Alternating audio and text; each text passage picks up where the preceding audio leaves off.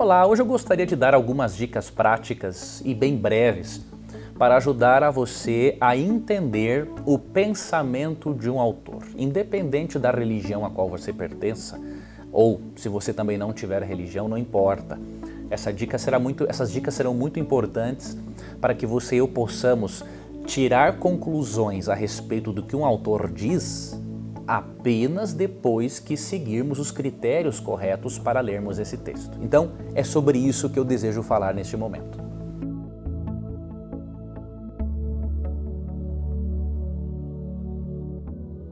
Eu já abordei este assunto em outros vídeos, mas eu queria agora, neste aqui, mostrar na prática como que isso funciona. Então, a primeira dica é: quando você vai ler sobre um autor, você tem que ler a frase dele e tentar perceber em que tema esta frase se encontra. Existe uma citação, por exemplo, da escritora Ellen White, que se encontra numa meditação matinal e que ela normalmente é tirada de contexto. Essa citação diz, que é possível nós termos uma natureza como a de Adão antes do pecado. Agora, temos que entender uma coisa. Primeiro, essa citação ela se encontra numa meditação matinal, que é o resultado da compilação de outros trechos, de outras obras. Então, eu pegar esta frase fora do seu contexto é muito perigoso, porque eu não vou entender o pensamento da autora. Aqui embaixo do vídeo você vai perceber que você terá à sua disposição o link do artigo original onde se encontra todo o pensamento de Ellen White sobre o tema. E você vai perceber uma coisa interessante. Esta frase se encontra num artigo onde ela fala sobre a rebelião de Satanás. Como resultado da rebelião de Satanás, Satanás levou Adão e Eva ao pecado. E aí Cristo veio na cruz para demonstrar para nós que onde Adão foi derrotado, ele poderia ter vencido. Está em todo um contexto. Depois que você detecta qual é o tema principal no qual a frase se encontra, você já tem em mente, bom, se ela já está falando da rebelião de Satanás, então eu preciso entender esta frase dentro do tema, dentro do todo. Eu não posso pegar essa frase isoladamente e dar uma interpretação a ela, porque isso é colocar no texto aquilo que não existe. Isso é até pecado. Eu não posso colocar no texto aquilo que não existe. Então, depois que eu detecto, que eu determino, que eu delimito o tema, ou seja, qual tema está sendo tratado com esta frase, aí eu vou ler o contexto da frase. Ok? Essa é a segunda dica. E nesta frase que eu mencionei para você, da escritora Ellen White, olha em que contexto ela se encontra.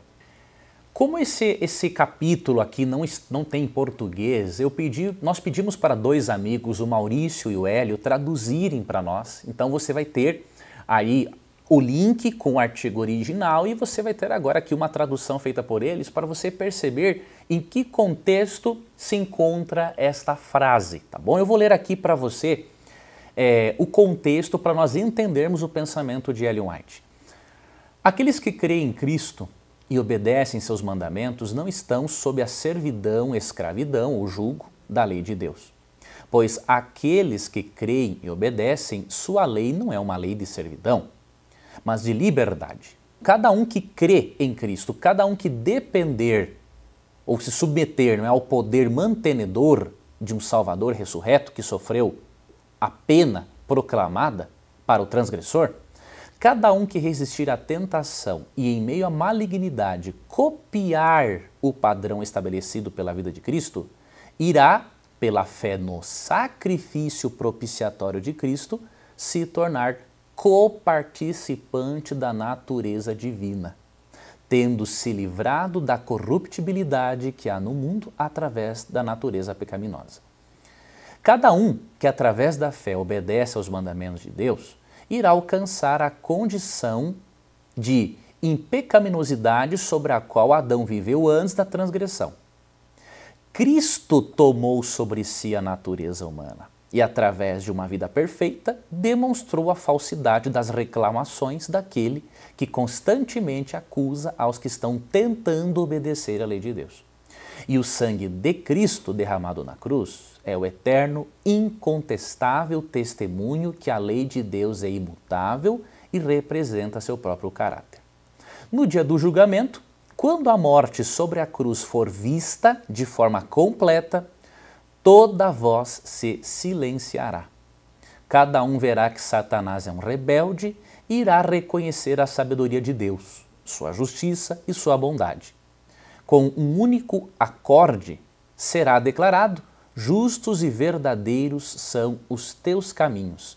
Nessa citação, Ellen White está apresentando o ideal de Deus, mas está mostrando que será no dia do juízo, após a volta de Cristo, que todos os seres humanos, todo o universo, terá uma compreensão ainda mais clara do plano de salvação, né? E reconhecerá que foi a vitória de Cristo que proporcionou a vitória dos crentes. Você não vê nada de impecabilidade aqui se referindo ao ser humano, até porque se você parar para analisar, e aqui nós vamos para o terceiro tópico, quando você lê um autor cristão, primeiro você determina em qual tema se encontra a frase. Segundo, você lê a frase contextualmente. Terceiro, você vai comparar com a Bíblia. É óbvio, né? Nenhum autor cristão pode contradizer a Bíblia. Se Ellen White contradissesse a Bíblia, uma falsa escritora ou uma falsa profetisa. Se você perceber, ela citou aqui 2 Pedro 1,4. Olha no contexto de 2 Pedro 1,4 se a impecabilidade está envolvida. Não. Olha o que diz 2 Pedro 1,4. E por causa de sua glória e excelência, ele nos deu grandes e preciosas promessas. São elas que permitem a vocês participar da natureza divina e escapar da corrupção do mundo causada pelos desejos humanos. Veja, nós somos participantes da natureza divina através de Cristo. Nós não temos a natureza divina. É ridículo pensar que eu vou ter uma natureza impecável como a de Cristo, ainda mais sem ser glorificado. É um absurdo. E olha no contexto, 2 Pedro 1,4, que ser co-participante da natureza de Cristo envolve um processo de desenvolvimento por toda a vida. Olha o que diz aqui, por exemplo, verso 5. Diante de tudo isso, esforcem-se ao máximo para corresponder a essas promessas. E aí, verso 8, quanto mais crescerem nessas coisas, mais produtivos e úteis serão no conhecimento completo de nosso Senhor Jesus Cristo. Então veja, crescimento. Você acha que Ellen White ia comentar algo a respeito de impecabilidade que contrariasse o contexto de 2 Pedro 1,4, texto que ela citou, e que mostra que o crescimento do cristão leva a vida toda? É impossível. Se ela contradissesse isso, seria uma falsa escritora, uma falsa profetisa. Ok? E para analisarmos, para terminarmos, seja bem sincero, seja bem sincera. Qual personagem bíblico conseguiu atingir este padrão que a Bíblia tem para a humanidade? Né? Deus tem um padrão para nós de perfeição, e Ellen White escreveu muito bem sobre isso. Agora, Moisés conseguiu obedecer direitinho aos 10 mandamentos, sem necessitar da graça de Jesus para ser perdoado? Enoque foi impecável? Elias obedeceu perfeitamente à lei de Deus? Meu amigo, você tem que perceber que Ellen White escreve muito a respeito do ideal de Deus para nós. Mas isso não significa que nós vamos atingir este ideal sem Cristo e sem a glorificação. Você e eu temos que crescer todos os dias. Temos que estar em busca do ideal de santidade que Deus tem para nós. Agora, não seja hipócrita em pensar que você vai adquirir uma natureza impecável antes da glorificação, porque isso você só vai perder o seu tempo com isso, você vai frustrar-se, né? Você não vai ter um cristianismo alegre, agradável, pelo contrário, você vai viver aí combatendo os outros que pensam diferente de você, brigando com a vida, olhando para os seus pecados internos e percebendo o seguinte: nossa, eu não consigo mesmo. Isso pode trazer grande frustração. Então, retomando o assunto, quando quisermos entender um pensamento de um autor, primeiro vamos descobrir em qual tema se encontra a frase, não leamos a frase isoladamente. Segundo, leamos a frase contextualmente e no link que você está percebendo aqui no vídeo, você vai poder ler o contexto imediato da frase no artigo todo. E terceiro, compare isso com a Bíblia. Um autor cristão jamais pode contradizer as Escrituras, ok? Que Deus abençoe seus passos, que Deus abençoe a sua vida, que você siga firme rumo ao alvo que Deus tem para você, mas tenha em mente, santificação na Bíblia não é impecabilidade, é crescimento em Cristo, ok? Um forte abraço e até a próxima. E eu queria finalizar fazendo 2 convites a você. Primeiro, conheça o meu audiolivro. Eu preparei neste material 27 perguntas complexas e tornei-as simplificadas. Você pode ver no link aqui em cima como que você pode conhecer esse material e aprender a responder 27 perguntas bíblicas de forma simplificada. E aproveito também para lhe convidar para assistir os outros vídeos, né? Você pode ver aqui ao lado.